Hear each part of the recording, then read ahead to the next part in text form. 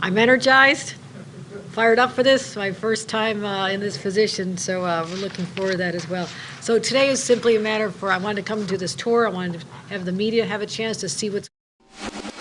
This is breaking news. Governor Kathy Hochul is giving an update on the coronavirus pandemic in New York. Let's go to that now.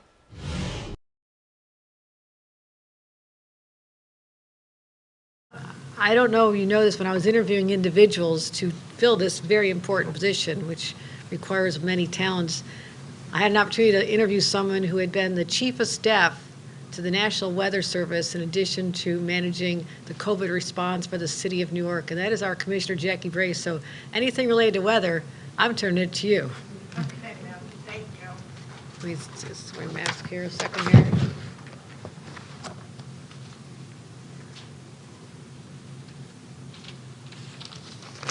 Thank you, Governor. So we did want to just really quickly do a weather update before we talk about COVID.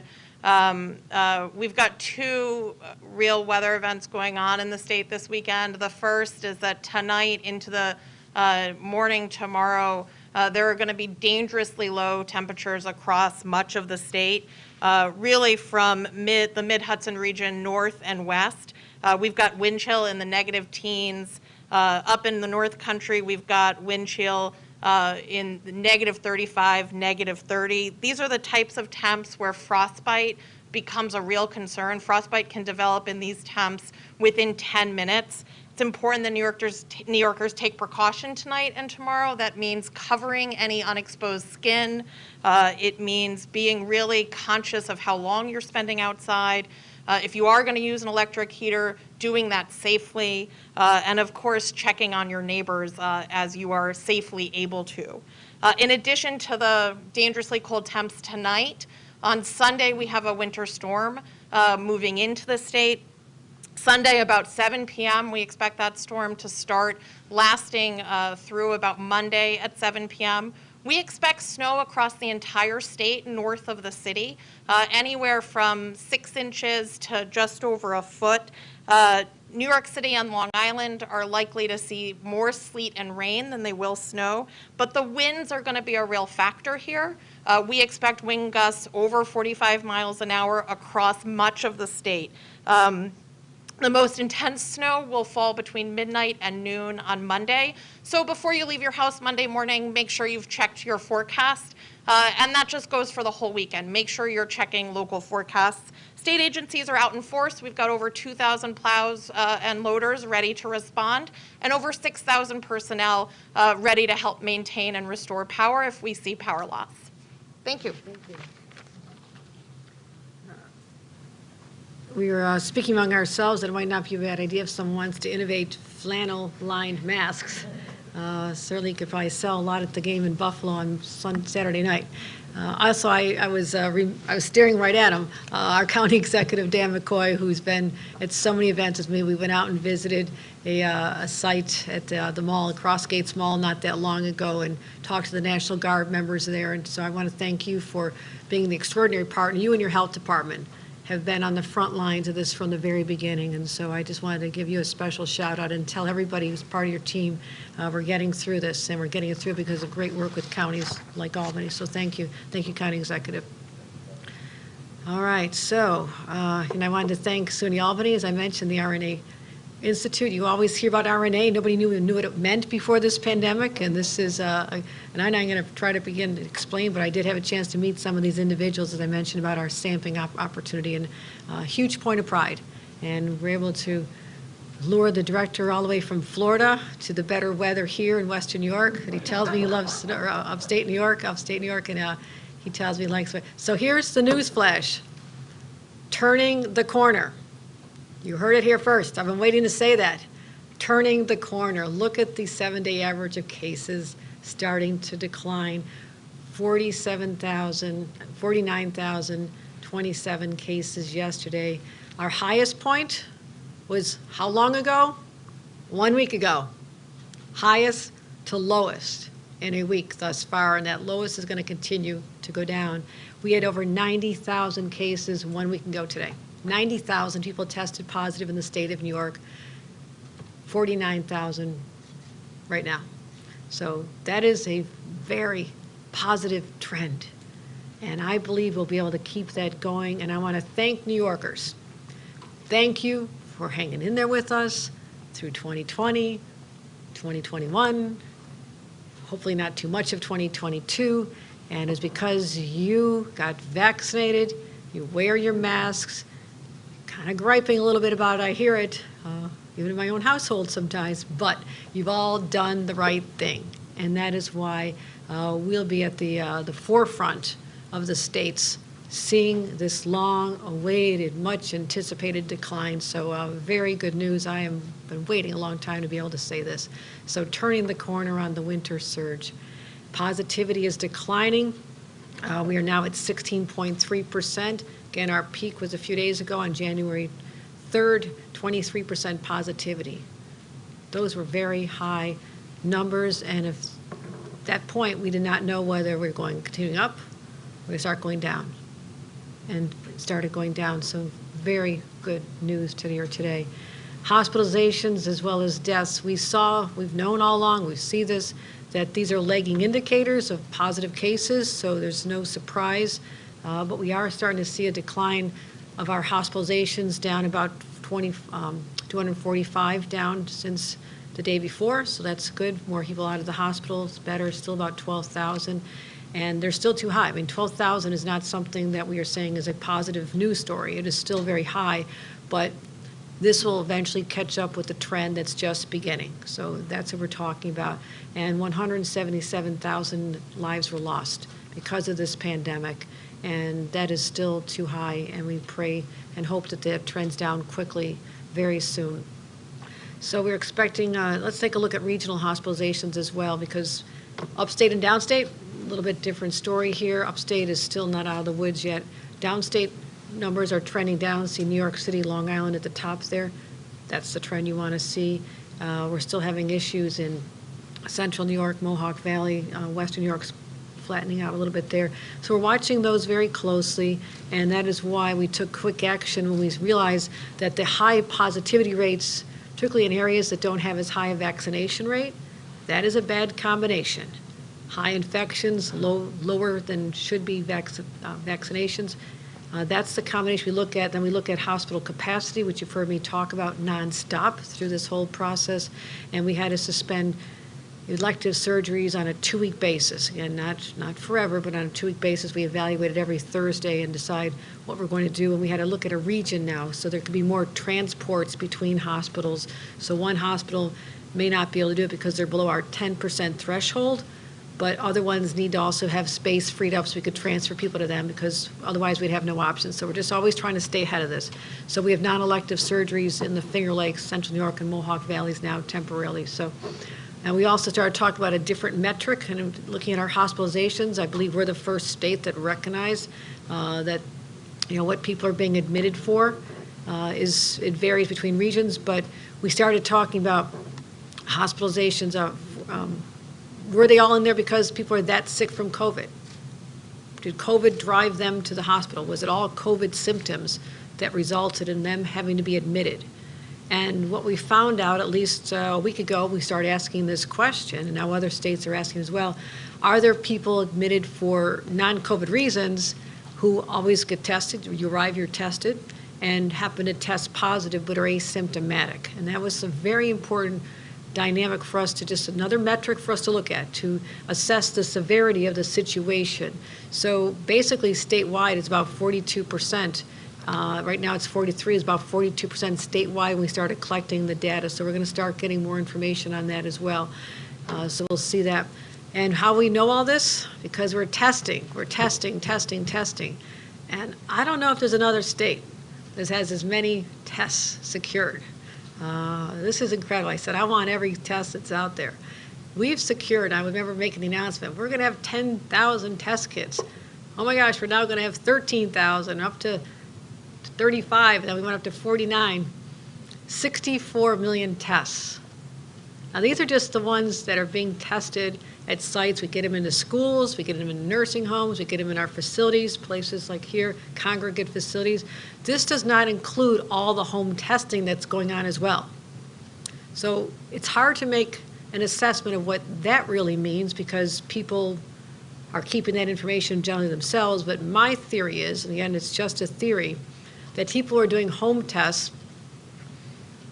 and they test negative, they're keeping that information themselves. Like, okay, fine, I'm good, I'm going back to work, I'm going back to school.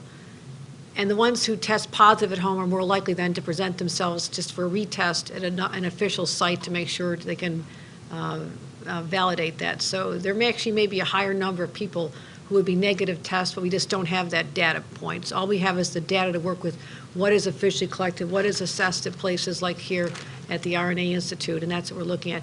So we're going to continue getting more tests out the door, 15 million already out, 2 million more going to schools. Again, why are they going to schools? It's all part of our strategy, which was implemented before children came back to school after the winter break. So if someone in the class tests positive, they don't all have to quarantine for 10 days, disrupting all of them, which was what was going on for such a long time, to the detriment of these poor kids and the parents who thought they were going to get back to their jobs, who having their lives disrupted again, and the teachers just so uncertain with what's going on. So we give them test kits at school, they test at home, test negative, they're back in school. That's what the Test to Stay is all about. So we'll be giving more to schools very soon. And I also want to thank Siemens Health and Ears for their help in making this happen. This has been, as I've said, a military-style operation in this company based right in Terrytown. So we're taking advantage of our local companies and places like Pfizer, as I've mentioned before, calling them up saying, when you start selling your medication to more than just the federal government, remember you're New York residents.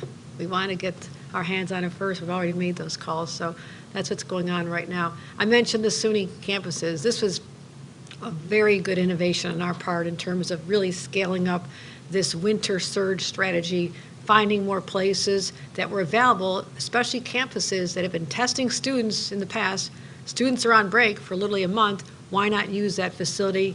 We'll ramp it up with enough tests. And so these are the sites we have now. We've just added 9 more community colleges: Niagara, Ulster, Monroe, Sullivan, Rockland, Empire State College, a Saratoga location, Alfred, downstate, and the Finger Lakes. Again, looking at where we have the highest need as well. And so that's what we're constantly doing at our, many times a day conversations about this. So I want to thank SUNY and Quadrant, who's our testing partner on this as well. And we also have a partner in very high places, and that would be President Biden. We had a great phone call in December. His team engages with us every single week. I'm on calls with all the governors. We share them what's going on. They say, how can we help you? And I said, we need more ambulances. We need more medical help. And why is that? Because when you're in a densely populated urban area with lots of hospitals, okay, transfers are not that complicated. I'm up in Potsdam a couple weeks ago, and they said, we can't get people transferred to other hospitals because all of our EMTs are volunteers. They have other jobs during the day. They want to be helpful, but we can't take 3 hours to take someone and wait with them when they get admitted to a larger hospital in an urban area.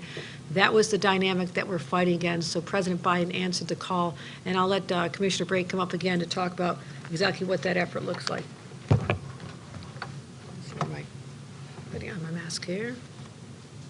There's going to come a time we're not going to do this anymore. I know, ma'am. I can't wait. I'm looking forward to that time. Thank you.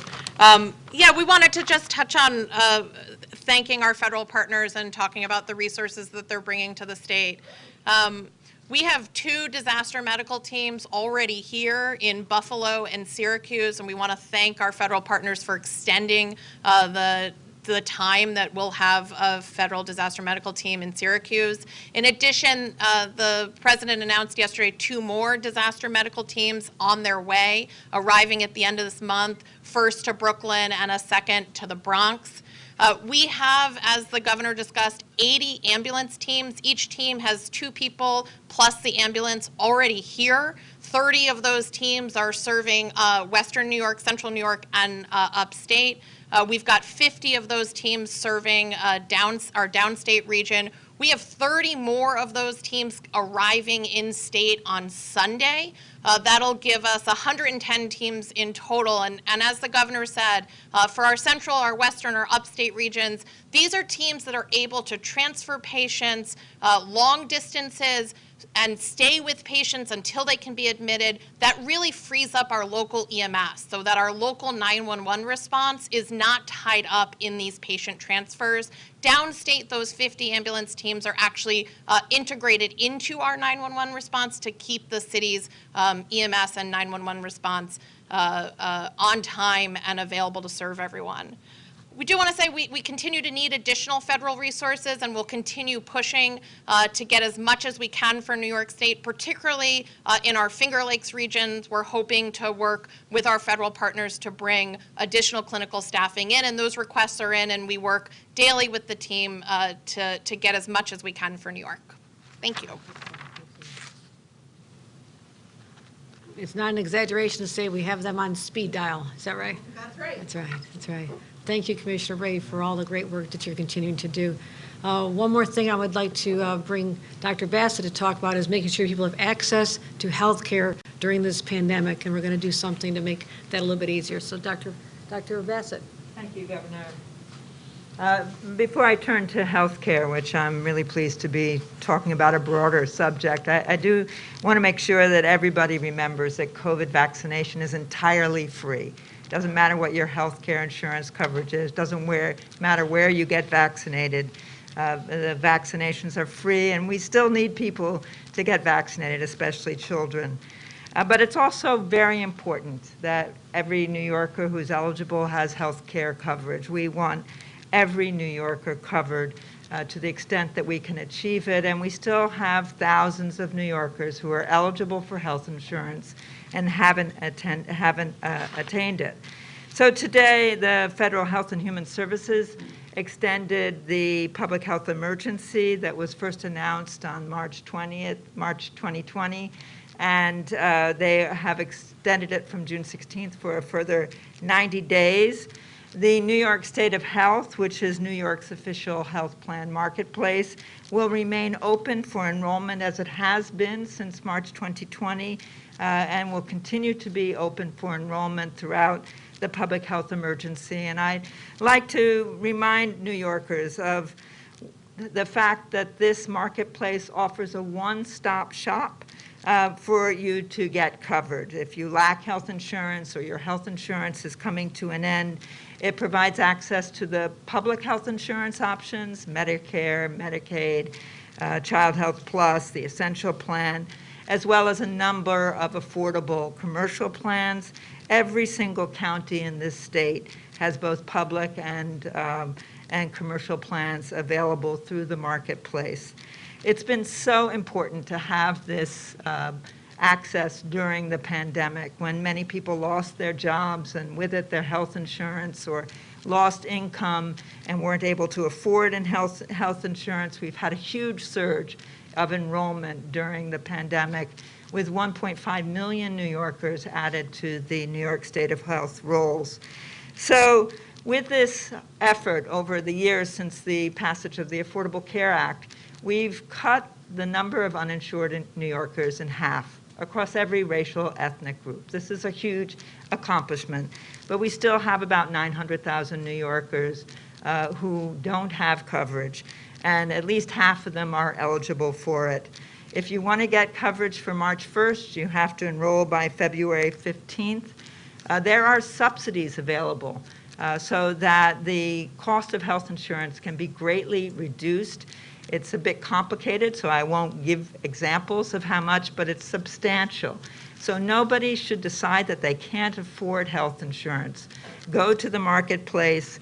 The tax credits made under the American Rescue Act remain in place, and there are substantial subsidies that can lower premiums. So that's the message today, Governor. Don't assume that you can't afford health insurance. We want you covered so that you can get complete health care needs. We want people vaccinated. We want them boosted. And we want people to be insured. Thank you. Yes, I don't know how to put an exclamation point on that. Doesn't say she's right.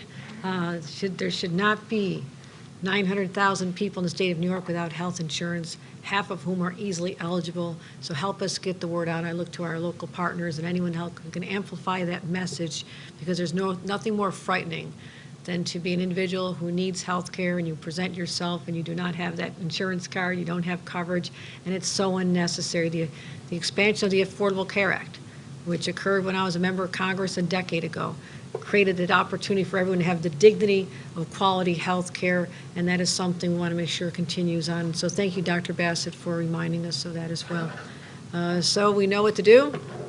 Recap, cases are trending down, turning the corner, and we have to continue being vigilant.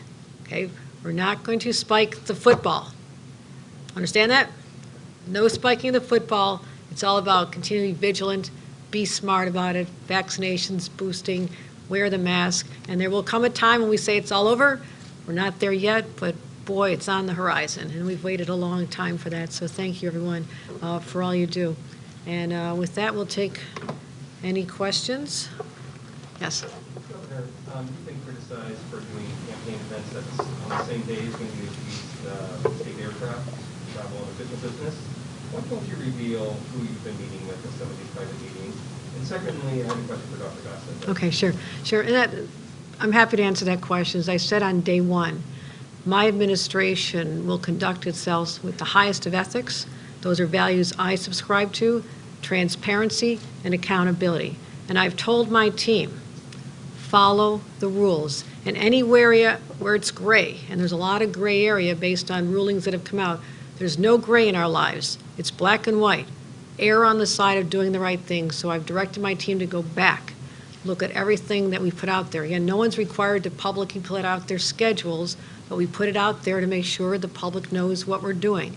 And so we're going to continue doing that and making sure that there's proper reimbursements where necessary. That's all been done. And we're going to go forward with the renewed sense that we have to restore people's faith in government. So thank you. Dr. Bassett, you had a question for that? Yes, not about campaign stuff. A lot has been made about how Omicron leads to less severe COVID-19, especially among the vaccinated. How do you anticipate, what sort of effects do you anticipate on long COVID, and what is the state already doing now to proactively address it? So it's true that that Omicron causes a milder infection. We're seeing it in the lower proportion relatively to the number of people who found positive who've been hospitalized. But it should be clear that there are some individuals who get very sick from Omicron infections, and some will die. As you've seen, we've had some pretty high numbers of deaths. We don't know that much about long COVID. We're in the process right now of organizing a convening of various scientists from around the state who are working on this issue to begin hearing from them about what we're learning about long COVID. We don't know much about Omicron yet and long COVID, but there's no reason to suspect that it never occurs. So I just think that we should make clear that no one wants to get COVID, and no one wants to get Omicron, even if it's milder. And the best way to protect yourself and people around you is to get vaccinated. So we're having this convening. We're aiming to have it by the end of February. Thanks. Next question. Nick. Given that we're seeing potentially, hopefully, a slower rate of COVID cases, are you reconsidering or evaluating the indoor mask rule for February 1st? And as a follow-up on the insurance issue that was raised, there's been calls from insurers, from advocates for undocumented New Yorkers to have access to health insurance as well. Is that something that your administration would consider? And certainly, there's a legislative solution to that, and so I'm not going to be talking about legislative ideas right here and now, but in terms of the suspension of all of the requirements that have been put in place to help people keep people safe, which I believe has been very helpful to New Yorkers, yes, we assess this all the time. These are not done lightly. We don't do it arbitrarily. In fact, we put in an executive order to give me powers to ensure I could make sure we have procurement opportunities that otherwise would not be there, which is the reason why we're going to have a record number of testing kits, because those powers are granted.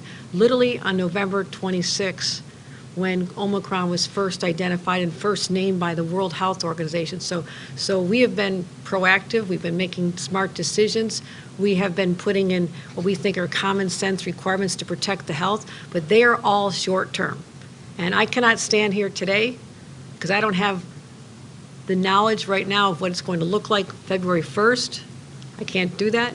So we're going to keep monitoring the situation and make sure that there's not a trend that changes quickly.